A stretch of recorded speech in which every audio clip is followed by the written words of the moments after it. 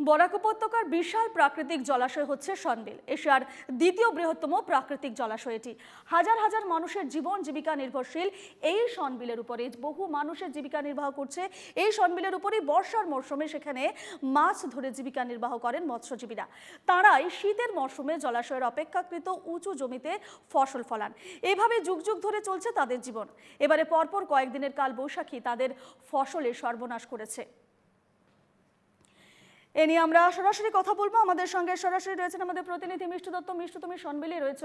সনবিলে একমাত্র সেখানকার স্থানীয়দের একমাত্র হচ্ছে জীবন নির্বাহ করে মাছ ধরে, অর্থাৎ মৎস্যজীবীরা সেখানে মাছ ধরে জীবন নির্বাহ করে। এবার যে পরপর কালবৈশাখী হয়ে গেল, তারপর কিন্তু তাদের উপর কিন্তু এর বিরাট একটা প্রভাব পড়েছে। সেখানে বর্তমান ছবি কি, বর্তমানে মৎস্যজীবীরা কি বলছে, তারা কিভাবে জীবিকা নির্বাহ করছে, কি জানাচ্ছে? নিশ্চয় এই মুহূর্তে সনবিলের প্রসঙ্গে যদি আমি বলি, তবে সনবিল হচ্ছে এশিয়ার দ্বিতীয় বৃহত্তম একটি জলাশয়। যে জলাশয় সনবিল এলাকার, সনবিলের পারে যারা বসবাস করে হাজার হাজার লোক, তাদের একমাত্র জীবনরেখাই হচ্ছে এই সনবিল। আর বিশেষ করে এই সনবিলের 6 মাস সনবিলে মাছ ধরে যারা বিলের পাশে বসবাস করে তারা জীবন জীবিকা নির্বাহ করে, এবং আর যে বাকি 6 মাস, সেই 6 মাস তারা বড় ধানের চাষ করে এই বিলের জমিতে। বিলের সিংহভাগ জমিতে তারা বড় ধানের চাষ করে। কিন্তু এবার দেখা গেছে যে অকাল বর্ষণে হাজার হাজার হেক্টর যে মাটিতে তারা কৃষিক্ষেত করে, সেই মাটি এক প্রকার জলের নিচে তলিয়ে গেছে। কোটি কোটি টাকার লোকসান হয়েছে। মাত্র যদি 20 দিন হাতে থাকতো তবে তারা কিন্তু সোনার ফসল ঘরে উঠাতে পারতো। এই মুহূর্তে যদি আমরা দেখাই, তবে এটা বর্তমানের পরিস্থিতি। যে জলরাশি এই মুহূর্তে যদি নির্মল দেখায়, যে বিস্তর জলরাশির যে ছবি, সেই ছবিটা যদি দেখায়, তবে এই যে বিস্তর জলরাশি, এর নিচেই কিন্তু রয়েছে কৃষকদের স্বপ্ন। কৃষকদের কষ্ট করে যে কৃষকরা বড় ধানের ক্ষেত করেছিল, চাষ করেছিল, সেসব কিন্তু সম্পূর্ণরূপে জলের তলায় তলিয়ে গেছে। এই মুহূর্তে যদি অন ক্যামেরা আমরা দেখাই যে কি অবস্থায় রয়েছে, এই মুহূর্তে আমরা একজন কৃষককে দেখাচ্ছি যে উনি যে অবস্থায় রয়েছেন, উনি জলের নিচ থেকে আসলে ধান কেটে উঠানোর চেষ্টা করছেন। যদি আমরা দেখানোর চেষ্টা করি, নির্মল দেখাচ্ছে একজন ব্যক্তি কত নিচে, কত গভীরে আসলে সেই যে বড় ধানের ক্ষেত, সেই ক্ষেত রয়েছে। এই মুহূর্তে অন ক্যামেরা আমরা দেখানোর চেষ্টা করব। আপনি যদি একটু দেখান যে কতটুক নিচে আছে বর্তমানে ধানের যে পজিশন, যদি বলি, আপনি যদি একটু দেখান। এই মুহূর্তে আমরা অন ক্যামেরা দেখানোর চেষ্টা করছি যে একজন কৃষক আসলে জলের তলা থেকে যে তাদের সোনার ফসল, সেই সোনার ফসল কি পরিস্থিতিতে আছে একটুখানি এই মুহূর্তে অন ক্যামেরা উনি কেটে নিয়ে আসবেন, যে কি বিভীষিকাময় পরিস্থিতির সৃষ্টি হয়েছে।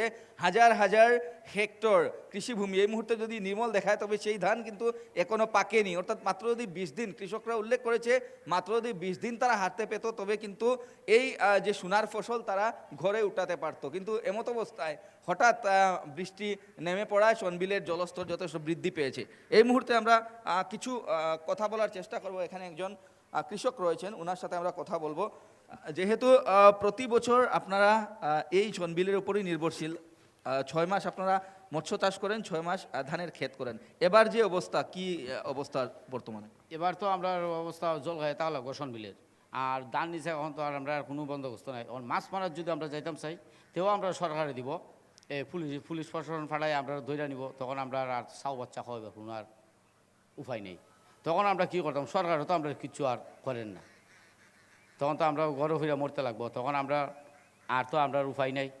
তখন আমরা কত হইলে, এখন আমরা সরকারের যদি সাহায্য করতো, কত হাজার হাজার ক্ষেত নিছে, সরকার যুক্ত সাহায্য করতো, তো সনবিলে মানুষ, আমরা এলাকা মানুষ বাঁচলাম। 1 বিঘা যদি জমিতে ধানের ক্ষেত করা হয়, তবে কত টাকা খরচ হয়?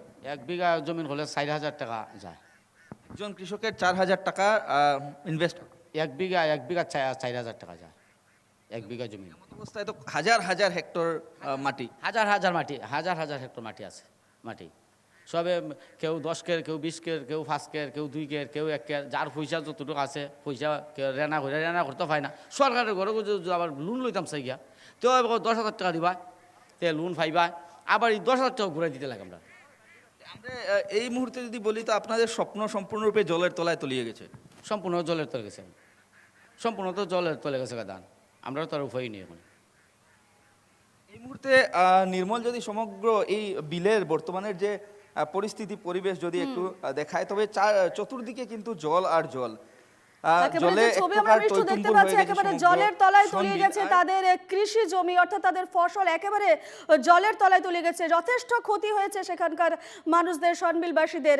যে ছবি আমরা দেখলাম, একেবারে হাহাকার পরিস্থিতি সেখানকার মানুষের মধ্যে, কারণ তাদের দুটোই মাধ্যমে, একটা মৎস্যজীবী এবং চাষ করে তারা জীবন নির্বাহ করে। সেক্ষেত্রে আমরা যে ছবি দেখলাম, বহু গভীরে অর্থাৎ বহু জলের তলায় তলিয়ে গেছে তাদের চাষের ফসল। আপাতত তোমাকে ধন্যবাদ জানাচ্ছি মিষ্টু।